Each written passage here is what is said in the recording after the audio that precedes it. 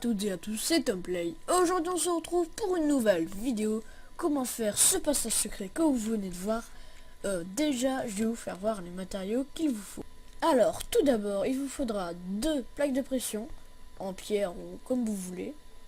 Enfin celles en or et en fer, ils ne sont pas bien pour ce passage secret. 6 pistons collants, une torche de redstone, 2 répéteurs minimum, parce que celui-là j'ai besoin de 2, et beaucoup de redstone et beaucoup de blocs.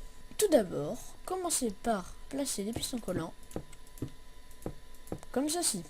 Après, mettez des blocs en haut, de la redstone sur les 2 pistons collants ici. Vous mettez un répéteur à 4 ticks. Après, vous mettez encore un bloc, vous mettez de la redstone. Vous mettez le bloc que vous voulez.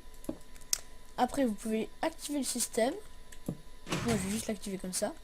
Après, vous voyez que ici, c'est là où ça sera activé. Donc, ici, ça sera le mur invisible. Donc, on peut faire de 2, par exemple, de 2 x 2. Si on enlève la torche, vous pouvez voir que ça fonctionne. Après, il faut faire tout simplement comme ceci. Comme ça, le système restera toujours actif, donc ça sera toujours refermé. Après, il y aura juste à poser des blocs comme ceci. Vous mettez la redstone dessus. Ah, petit problème technique. Donc, j'ai rectifié, il fallait juste faire un escalier normal. Vous mettez la torche par-dessus. Vous faites ça. Par rapport à votre plaque de pression, déjà, en fait, imaginons que j'enlève ça, la torche, ce sera ici. Donc la plaque de pression, il faut la mettre à droite ou à gauche, comme vous voulez. Car si on la met devant, ça fait plus stylé. Mais on pourra... En fait, à chaque fois qu'on passera dessus, ça activera le système. Et si on fait de l'autre côté aussi, ça activera le système. Du coup, ça sera beaucoup plus long. Donc si vous êtes en course-poursuite, il vaut mieux faire comme ça. Donc, il faut faire comme ça. Vous mettez ça juste là. Vous refermez le tout. Après, vous vérifiez que ça fonctionne. Déjà, faut mettre ça. Vous vérifiez que ça fonctionne. Ça ne fonctionne pas car tout simplement on va tester.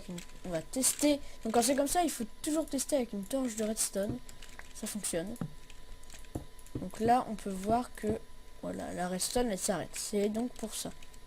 Bien sûr, c'est pour ça, oui.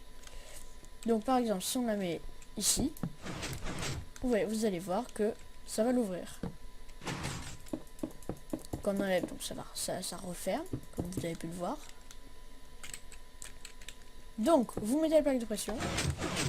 Hop, vous faites ça. Maintenant, on va passer au camouflage.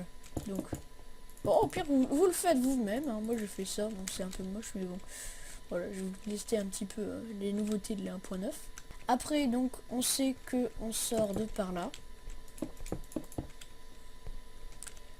Donc, après, pour activer le système qui est juste là, et si vous voulez, par exemple, alors, on va faire un test. Donc, ça s'ouvre de par là. Donc on va mettre une plaque de pression ici. Voilà. Vous enlevez tout ça. Vous rejoignez ça.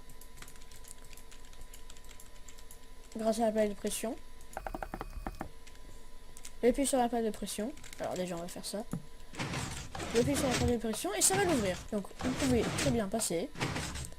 Même en marchant. Et aussi en courant. Mais vous ne pouvez pas être en sneak car sinon vous allez être bloqué dans les pistons. Si vous voulez que ça soit des leviers, si c'est possible, mais le problème c'est qu'à chaque fois il faudra faire tac, hop, et après enlever. Mais on peut pas faire, vous voyez, on peut pas faire comme ça. Donc il vaut mieux avec les plaques de pression ou des boutons, c'est-à-dire un système qui n'est pas continu de redstone. bien, j'espère que ce tuto vous aura plu. Si c'est le cas, abonnez-vous et je ferai vraiment beaucoup d'autres de tutos. Vous pouvez faire cette porte en 2x2. Donc abonnez-vous et laissez un commentaire et laissez un like pour que je vous dise comment on fait pour faire celle-ci, mais 2x2. Allez, bye!